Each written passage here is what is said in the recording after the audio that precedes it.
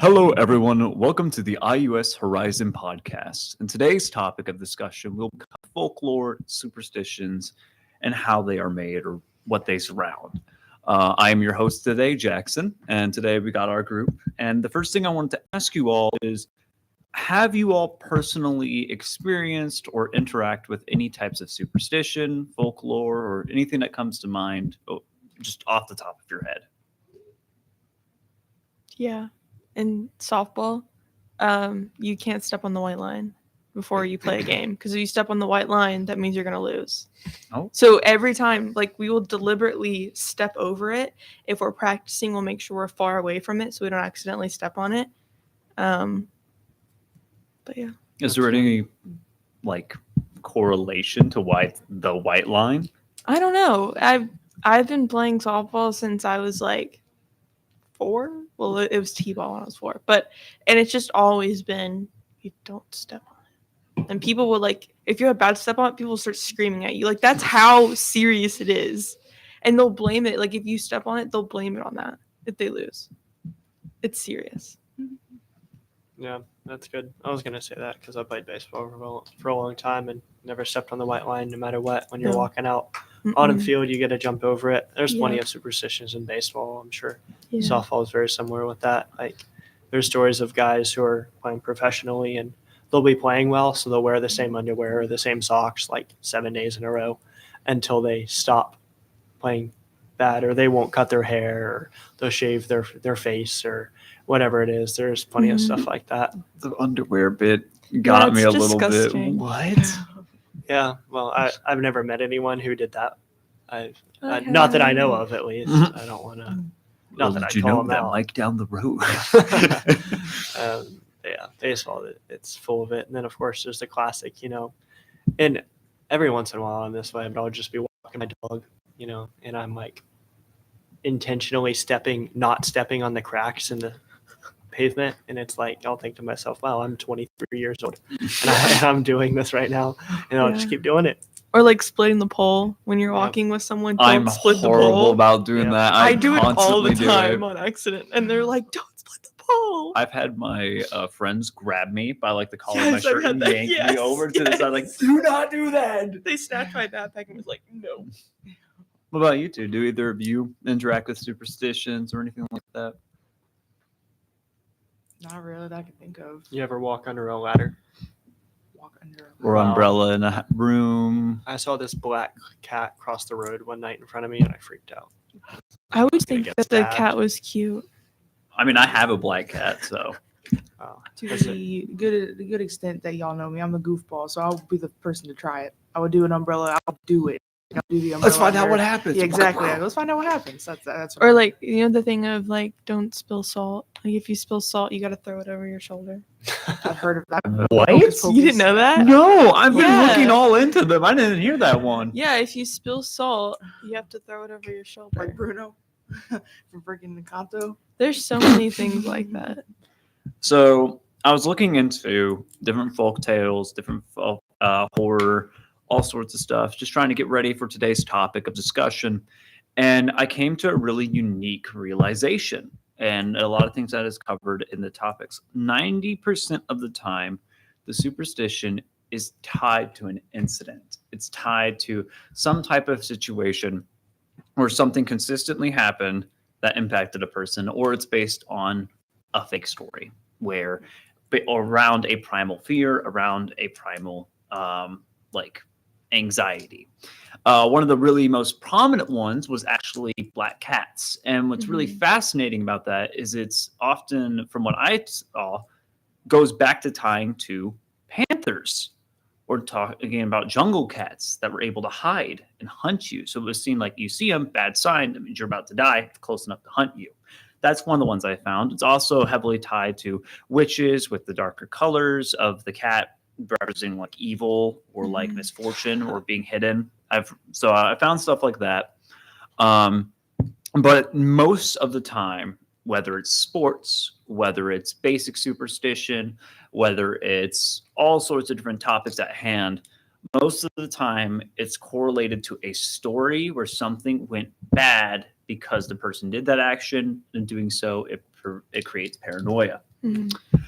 One of the ones that was really interesting is actually tied to sports, because a lot of the time, or not just sports, but theater is a really big one too with I superstition. know that one about is Macbeth. Yes. Yeah. Break a leg Yeah. is one of the most, like, you're not supposed to say good luck in theater business. Mhm. And it's tied to an incident that occurred where someone wished someone good luck on stage, they broke their neck. And the idea behind it is, if you wish them misfortune, it'll be inverted, because consistently throughout different points in time where people supposedly wish someone good luck, something horrible happened on stage, and it just kind of spidered out. That's crazy. Mm-hmm. So a funny one that you guys might not know is the reason why everyone says bless you when you sneeze. Oh yeah. It's from some like tribe or something from a long time ago. And they believed that whenever you sneezed, you were at your spirit. And whenever they blessed you, your spirit would be not attacked by demons and it would go back inside your body. I thought "bless you" is from the bubonic plague. There's two correlations Oh, from different okay. regions. There's that one, and there's bubonic plague, which is where if you start showing symptoms, it's also happened during the Black Death. Mhm. If you start showing symptoms of illness, sneezing, coughing, people will say "bless you" because it's supposed to be a way to, you're about to die, we love you. So that's where that one comes from. But yeah, that's true. And fun fact, this is kind of terrifying. Did you know the reason why your whole body spasms whenever you sneeze is because if you were to force it not to spasm, you would break your teeth? Oh, I didn't know. It's all that pressure in your head. I was Okay. told, I know this is wrong because I looked it up because I was like, this can't be true. But someone told me that if you open your eyes when you sneeze, your eyeballs will go out, like they'll pop out. What? Oh. Someone told me that. And I thought that for Achoo! the longest time, but then I looked it up and it isn't true. That's Oh my gosh. terrifying. Oh my gosh. I just thought it was because like you stop breathing, so someone was just like, "Oh, bless you," so you don't. Yeah. But yeah, so I got a list of different folk tales. We got some classic ones. We got some pretty famous ones that I wanted to talk about. But before we go into them, there's something I personally noticed that isn't talked about a lot. And I kind of want to ask you all about it. I am biased because I have thalassophobia. So I will say that. But through my study for today's episode, not only did I come across like, oh, interesting facts about like these are often tied to bad stories or superstition or like mythology, right? But a lot of like fears, a lot of superstition has three main core concepts. Manipulation, specifically with seduction, is a big topic with folk tales. The idea of manipulating another and tricking them, so like tricking their mind or seducing them, that is a key concept in a lot of folk tales. And the second one that I noticed, which was really prevalent, is water. People are terrified of water. It does not matter where you are in the world. Consistently, we got Kelpie, we got the drowned man, we got the singing sirens, we got the lake spirits. Consistently across the planet, people are terrified of interacting with water. And there's a lot of superstitions tied to water. And some of them are from sailors, some of them are from traveling folk, but there's a lot, and I mean a lot of superstition involving rain, involving water, where the initial story, like there was one where a bunch of people were playing football, and I don't remember exactly what the superstition was tied to. I believe it was the idea that you should always support your comrades. And the idea behind it is like, in football, you treat each other as family. If you start not treating each other as family, something bad might happen. That's one of the superstitions I was looking at. And the idea was someone didn't. And because of that, like one of the members just kept being an absolute terrible teammate. A thunderstorm came and the dude got hit by lightning on the field, apparently. It's a story. Don't know the full validity of it, but the idea is by exiling yourself, boom, bad karma will happen to you. So a lot of main topics are don't wander away from group, don't get manipulated, and stay clear of water. I just wanted to hear your all's thoughts about that. Like, why do you think those are main topics? I don't know. I drowned when I was a kid, so maybe if anyone was going to have something weird with water, it'd probably be me. But I've never heard of anything with water. I've heard the lightning thing with football, not in relation to superstition, but just that someone got struck by lightning once. So totally believe that. Also, these chips, Yes. these free game, Oh, they're free game. Are Yeah. Go ahead. Yeah. are they going to be like stale? No. No. It tastes good. You can have the whole bag, dude. You're good. There's like 7 in here. With water, of course, like not everything has been explored, so we don't exactly know what's out there. And I kind of feel like because it's such a mystery, the things that people have seen, they could have actually like seen. What's the giant shark thing? Megalodon? The megalodon, Yeah. yeah. Is that real? What do we think about Yeah, it? it was Yeah. a prehistoric animal. It's just extinct. Well, people say that there's still one out there. So that actually ties to a lot of really fun things I was going to ask you all about. So in recent day, social media technology has clearly put an impact on our way of communicating. And because of this, there's been a lot of digital promotion of superstition, digital promotion of folk tales, of creatures. There's in fact a whole category called cryptids, Mhm. called analog horror, and all of these creatures which are being promoted via digital media is increasing. It has only gotten worse and worse throughout the years and has increased paranoia further and further. So I wanted to ask you all, having grown up to where normally if you look on the internet, if you deep dive, a lot of the times it's centralized to your town or it's centralized to your region about, oh, there's this superstition involving us alleyway. Oh, there's a superstition involving this neighborhood. There's different types of levels to this. And most of the time it's localized. But with the promotion of technology, with the promotion of these fake stories that are going out to the public, more and more mass hysteria and mass superstitions are growing. Mhm. Great one is splitting the pole. Mhm. That one wasn't initially as popular as it is. It started out being centralized, and from what I tracked down, it came from more central American territory, like more centralized America. There's a little bit in the Eastern that also had it, but it blew up over the past several years because people would talk about it, because people would highlight it. And I wanted to ask you all, do you all think that technology, although it's helping with communication, would you all also say that it is promoting more hysteria as well? Mhm. Yeah. Yeah. Especially because with technology and so many people seeing it, I feel like there's a little game of telephone in a way where everyone tells their own kind of story about it. Mhm. So that makes even more stories about it and other things about it.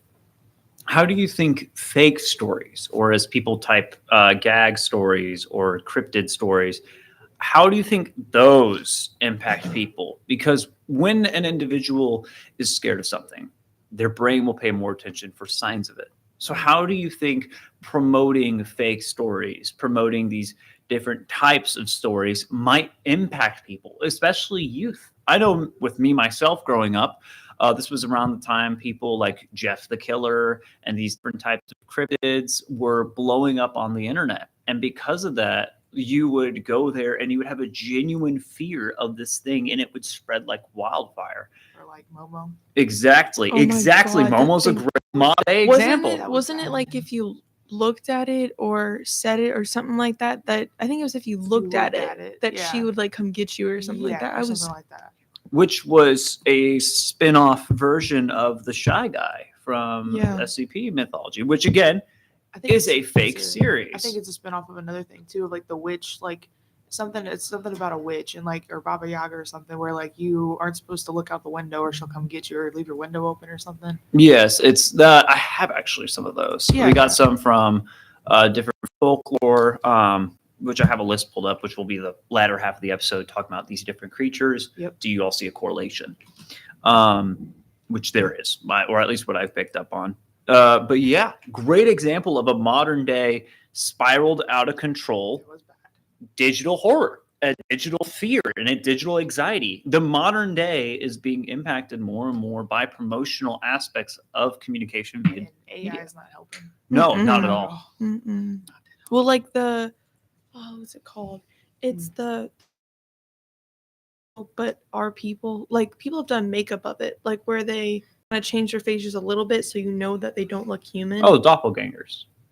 It's not called. I think Skinwalker? no. There's a name for it. I can't think of. It's uncanny. Uncanny. Yes. Uncanny Valley. Which again, those promotions aren't helping either. Even things that are clearly promoted and meant to be like Mandela Catalog, with promotions of pieces of media like that, they're terrified. Like what I just said on air. Some people are going to cringe reflexively because there's a superstition. If you say that, they'll come for you. Mm-hmm. And that's especially bad in our region. Like it's a huge problem in our region, in the Appalachian regions. Like you're not supposed to say skinwalker. But when you do, people reflexively freak out and cringe. I was one of those people. There is a growing problem with digital superstition spreading more and more fear and anxiety. And it's promoting people to not go outside, not to explore. It's promoting fear of basic acts to the point where it can impede on them. And it's long lasting. I know people to this day that can't handle that word being said out loud without them freaking out. So I really wanted to ask you all in today's topic, which again, initially, when we bring up folklore, you're thinking, oh, I'm just talking about creatures. But I really wanted to target how has the aspect of media, how has the aspect of social communication impacted the creation, growth, and spread of this type of hysteria? Because I do want to say this. There is a validation to if you believe in a folktale or in a superstition. There is validation. Most of the time, as I said, they do come from a story that is hard to repeat, hard to reflect, or hard to explain. And with that in mind, those do have a form of validation to them. I am not saying that all superstition is hysteria. I'm not saying all folklore is fake. What I'm trying to say is that purposeful spread of fake folklore is a problem because of digital media. Mm-hmm. That's where I'm targeting. I think that with mythical creatures and stuff, there's people who are going to believe in it. Obviously, I'm not going to change your values. I'm not going to change your beliefs. There's all sorts of kinds. I have my own beliefs. I believe in some cryptids. I believe in some stuff like that. I naturally do. I have my own superstitions. As I said, I was one of the people that couldn't say it. But with that in mind, there is just so much advancement of the fear and hysteria being promoted through fake stories revolving these creatures. And with that in mind, I really wanted to talk about some of the older ones because initially there's some monsters like Momo. We got monsters like Shai. We got all these different creatures, which they're tied to faces or lack of faces, alienation, stretch of faces. You can't stare at it. You can't acknowledge it, which ties to more modern day fears. Specifically, if you talk about like pandemic or where people had to hide their face and stuff.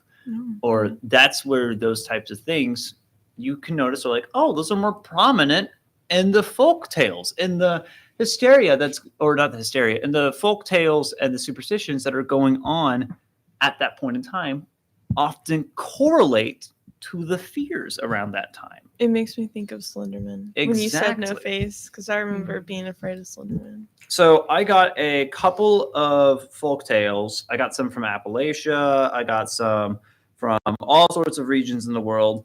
And I just wanted to talk about a few because I think it's really interesting to acknowledge where they were born.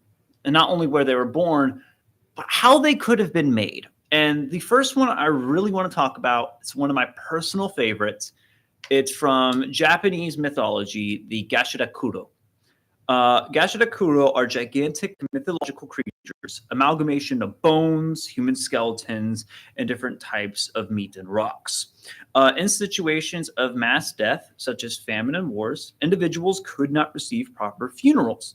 That meant that they were unable to move on after death. As their bodies decayed, their souls became twisted with wrath and resentment towards the living. Their souls and bones merged into an enormous being called a Gashirakuro, translated as the starving skeleton, often associated with famine, mass loss, and an unrelenting ability to never forgive.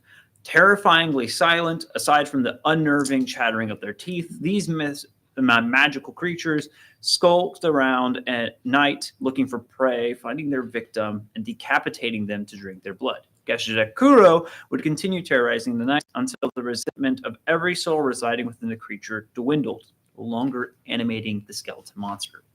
What's really fascinating is that these creatures specifically skyrocketed, like the artwork, the depiction of their mythology, specifically skyrocketed in 1797, between 1797 and 1861.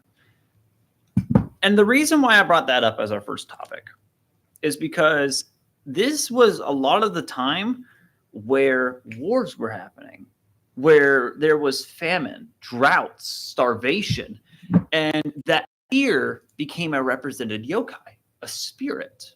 Because in a lot of Japanese mythology, they believe that if you give something enough care and treatment, it becomes alive, gains its own soul, its own being.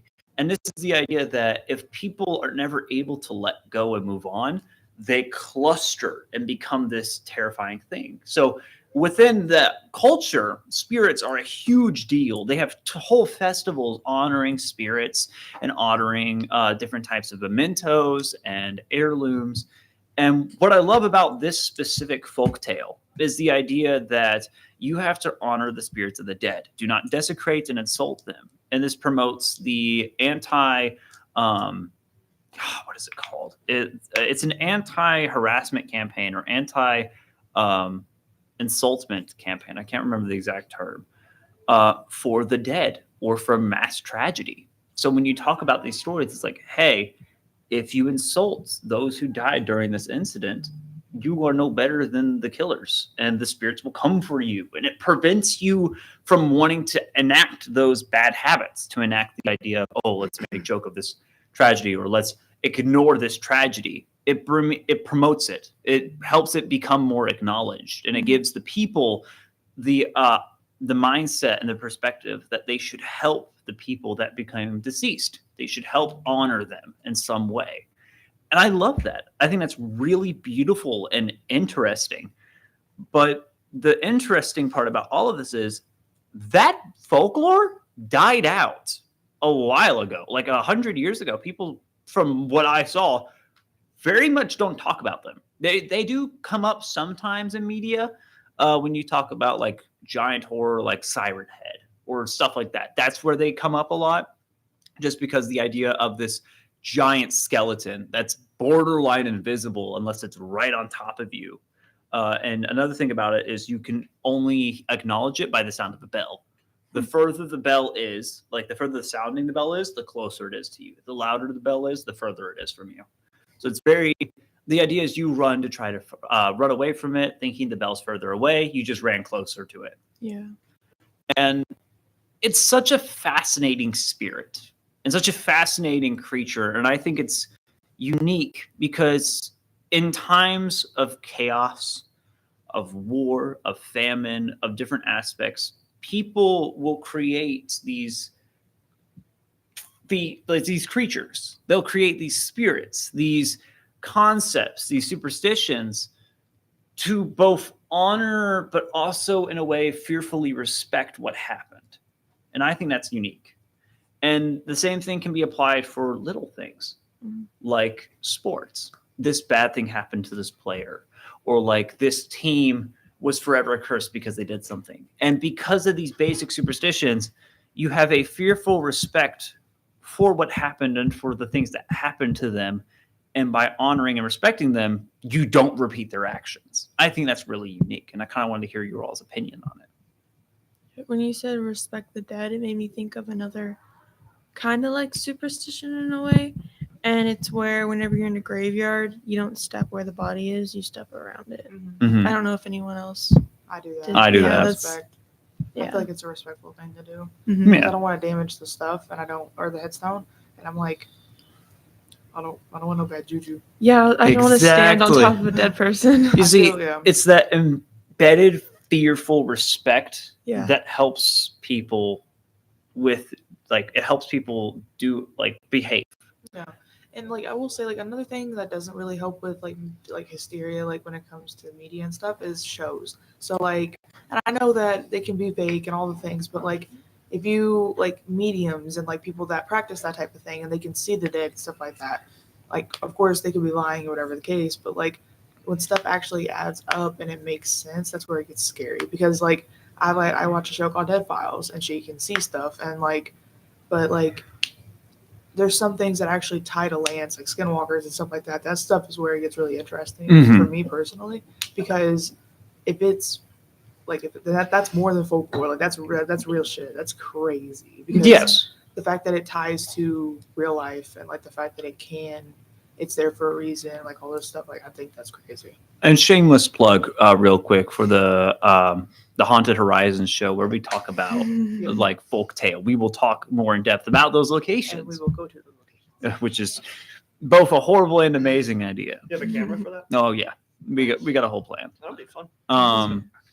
And I think that when there's a situation that can't be explained, sometimes we just don't have the means to explain. That's what I was gonna say. When true. they don't understand, they make up something to make it more understandable. Right. And that's another unique thing, because Mhm. when you see these waves of people disappearing or dying right after a big situation or cause, like with Gashikuro with famine, people would abruptly get horribly sick rapidly because of the illness. But to make sense of it, they were like, blame the Gashikuro. Or like when they were like, I hear the sound, the bells of an angel, or I hear the bells of a demon.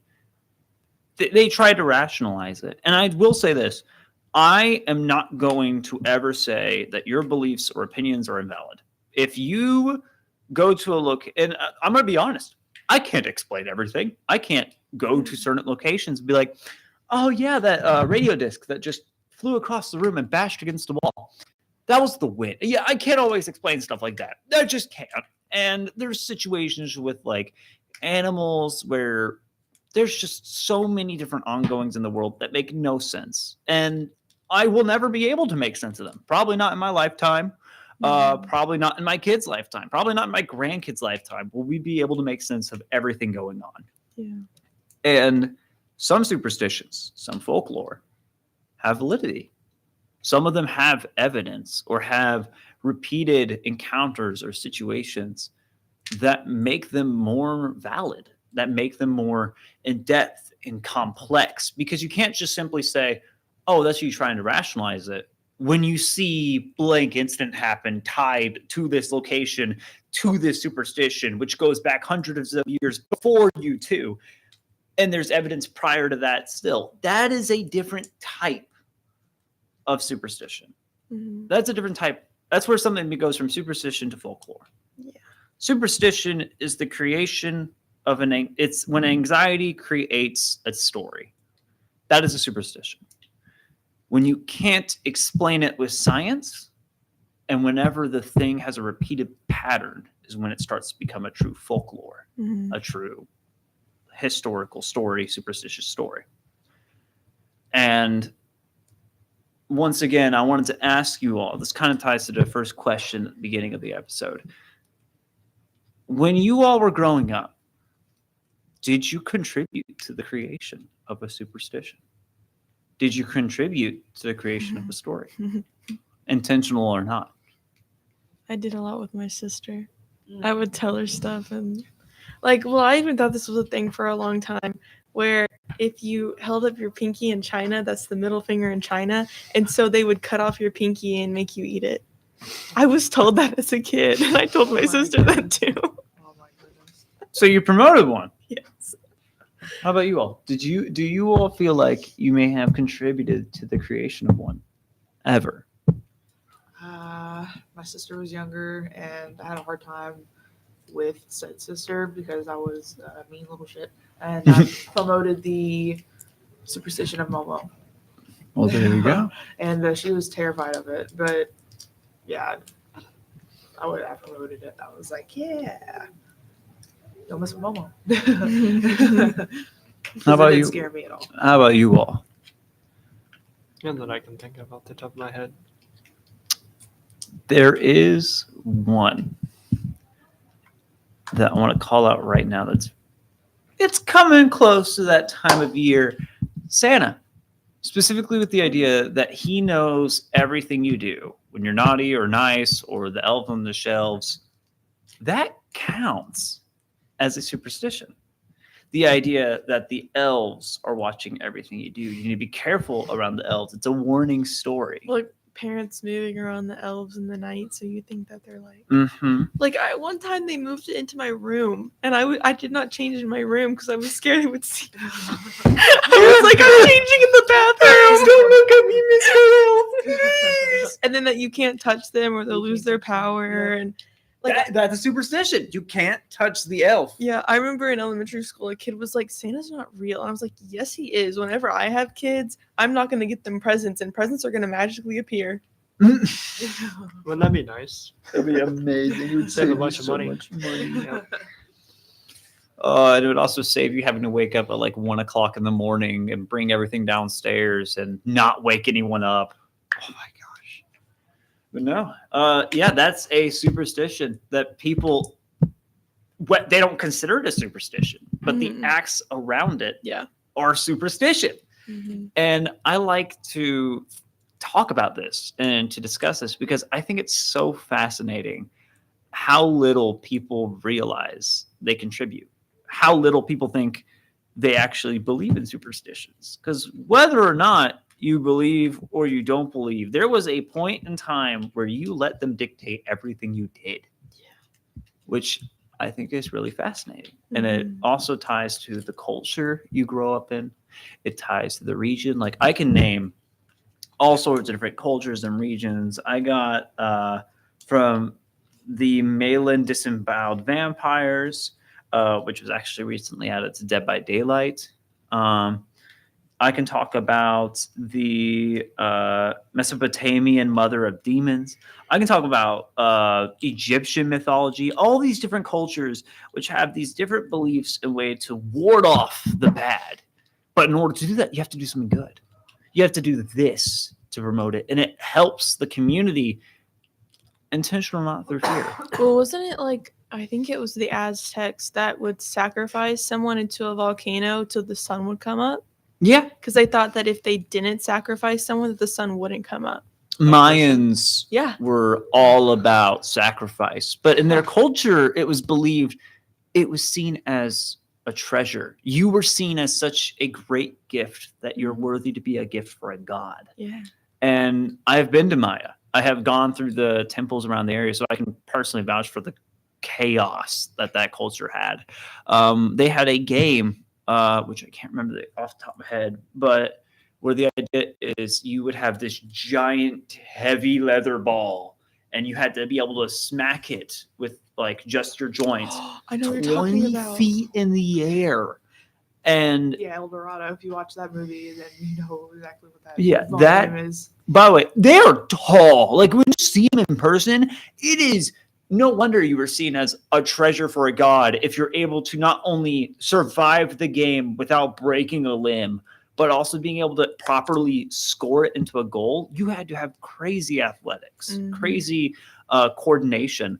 And because your skill was honored, you were sacrificed. And that wasn't seen as a bad thing. People wanted to be, as weird as this is to say, people were hoping to win so they would be sacrificed for their deity because it was believed through your action, you would help the people. Yeah. It reminds me of the Vikings. Like how when someone important would die, they would kill someone with them to, but they would like sacrifice themselves to be their maid or servant or however. But it was seen as like an honor. It wasn't like you didn't want to get sacrificed kind of thing. Yeah. It's hard to think about. We see it weird nowadays because we treasure life so much to the point where like we're supposed to be living. But in other cultures, it's It's the complete opposite. To stay Mhm. alive just means you have to prove yourself more before you're able to go to heaven. If you are deemed worthy enough to be sacrificed, then you can go to heaven right now. You should go right now. Mhm. And I think that's so fascinating because when you bring up Vikings, that brings up another superstition that was believed that you had to burn the body in a boat Mhm. to send them to Valhalla. yeah. And that, again, just how we do funerals, how we do memorials, like how we do all these things are superstitions, intentional or not, whether or not they're valid or not, whether or not they're true or not. They are superstitions because, in the end, they are beliefs that we present and enact to try and promote and help encourage others to do good things out of respect. It helps encourage kindness through fear. Mhm. And I think that's really fascinating. And just to keep things flowing, keep things going, I got some creatures I want to talk about, hear about your all's opinion, because we talked a lot about modern day. We talked a little bit about history. But then we just got some really weird ones where it's really hard to tell, why did this thing exist? But where in your mind would you either mistakenly see this or just that's terrifying to think about? And the first one I really want to talk about is I'm going to butcher this, Penagalian, the Malay disembodied vampire. Penagalians are infamous mythological creatures known by different names throughout Southeast Asia. In Malayan myth, the Penagalian was once a mortal woman who performed witchcraft and black magic.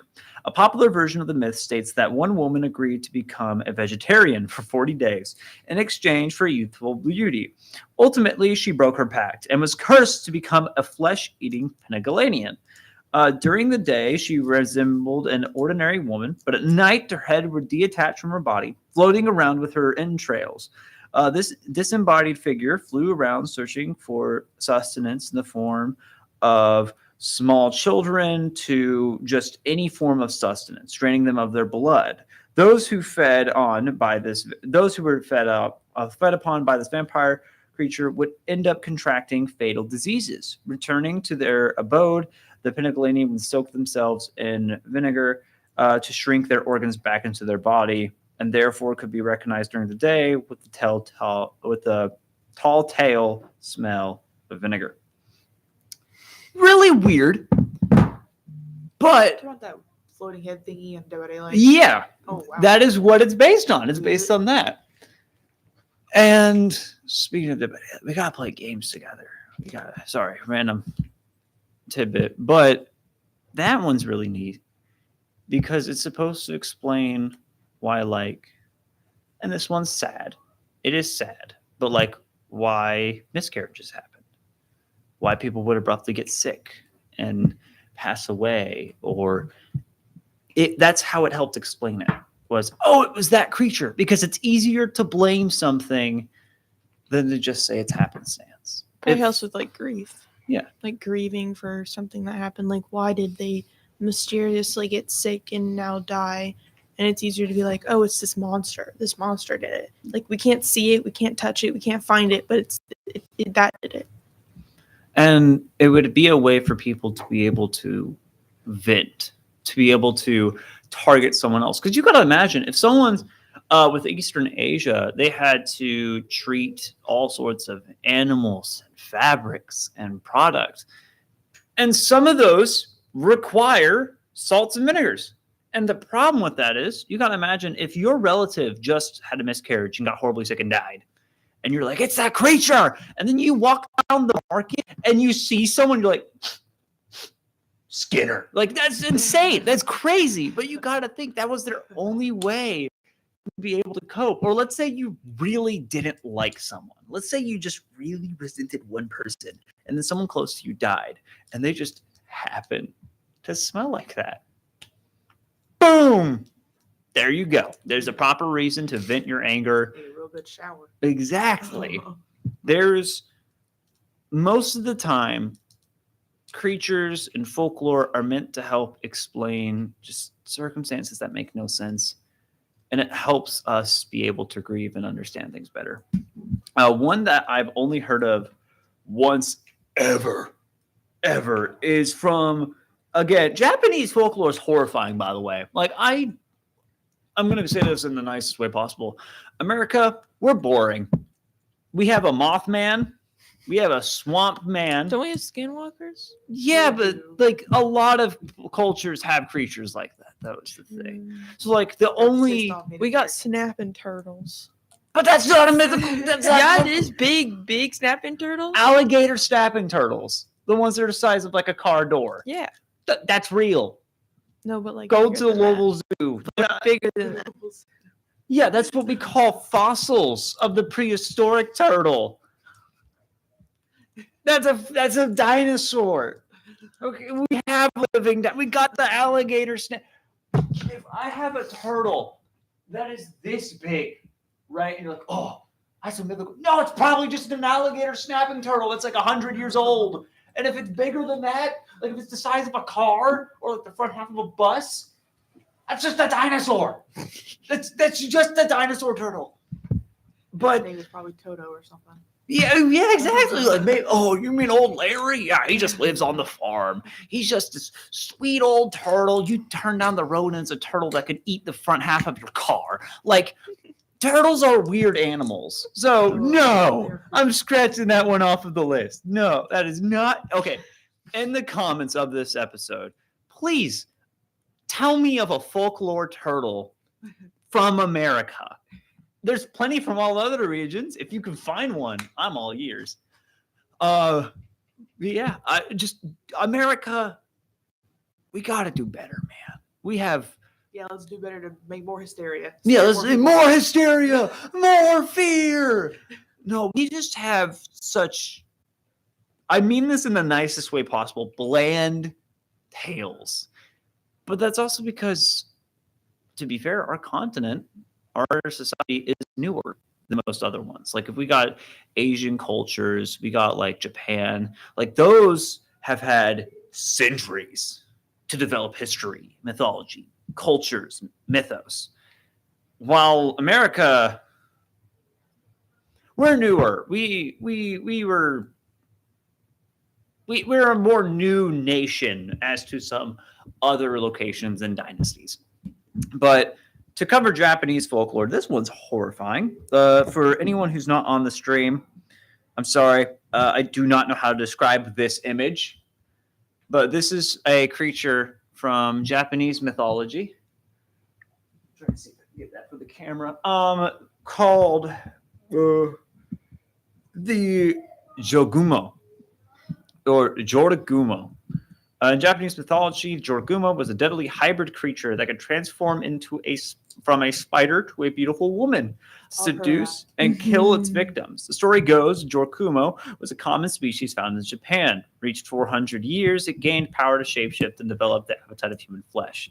Disguised as a beautiful woman, these creepy creatures were able to enchant and lure men into webs of lies.